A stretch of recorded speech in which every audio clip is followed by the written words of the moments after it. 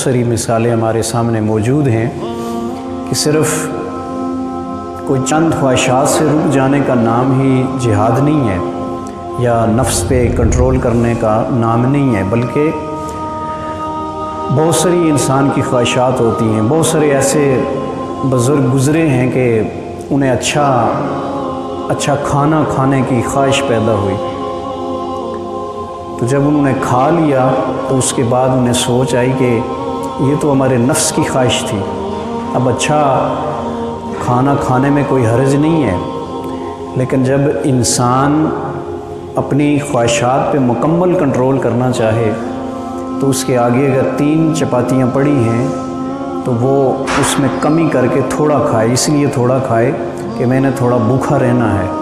میں نے اپنی خواہش کو کنٹرول کرنا ہے۔ انسان کے سامنے بے شمار کھانے پڑے ہیں ہمارے معاشرے میں، آپ شادی حال میں چلے جائیں یا دیگر مقامات پہ چلے جائیں تو بہت ساری چیزیں ہمارے سامنے پڑی ہوتی ہیں، اور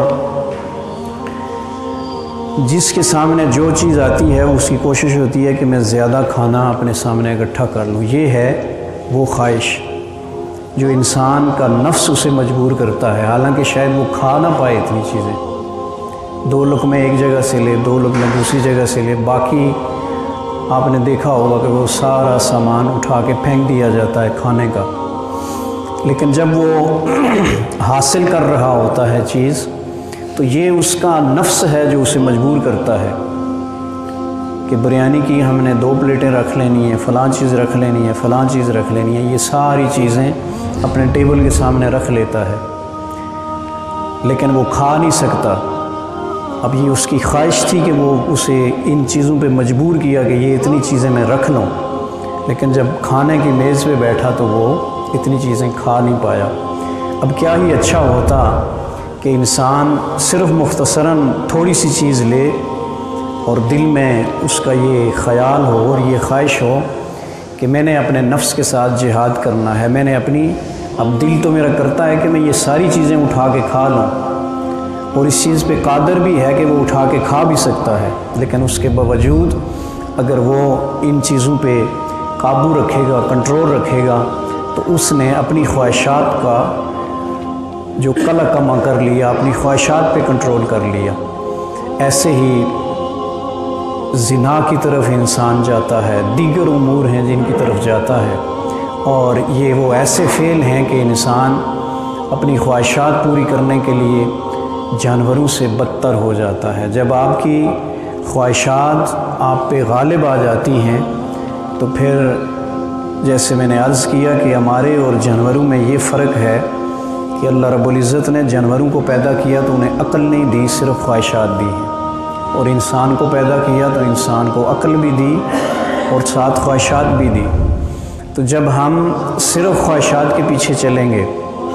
تو اس کا یہ مطلب ہے کہ ہم نے صرف خواہشات کو ترجیح دی ہے، اپنی عقل سے کام نہیں لیا ہے، اور جب ہم اپنی عقل سے کام نہیں لیں گے، خواہشات کے پیچھے چلیں گے، تو پھر ہمارے اور جانوروں کے درمیان جو فرق تھا وہ ہم نے ختم کر دیا۔ تو ہمیں سوچنا چاہیے کہ سب سے کھلا دشمن جو ہے وہ ہمارا شیطان ہے۔ ہمیں یہ پتہ چل جائے کہ فلاں بندہ میری کسی وجہ سے مخالفت کر رہا ہے، فلاں بندہ کسی میرے قول فعل سے مخالفت کرتا ہے، رشتہ داروں میں سے ہے، برادری میں سے ہے، دوست احباب میں سے ہے، اہل محلہ سے ہے، تو ہر شخص کی یہ کوشش ہوتی ہے کہ میں اس سے دور ہو جاؤں، ہر شخص کی کوشش ہوتی ہے کہ میں اس سے محتاط ہو جاؤں۔ لیکن جس دشمن کا میرے رب نے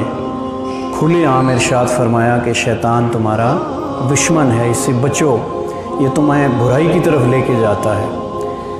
اور بعض ایسے دشمن ہیں جو آپ کو نظر نہیں آتے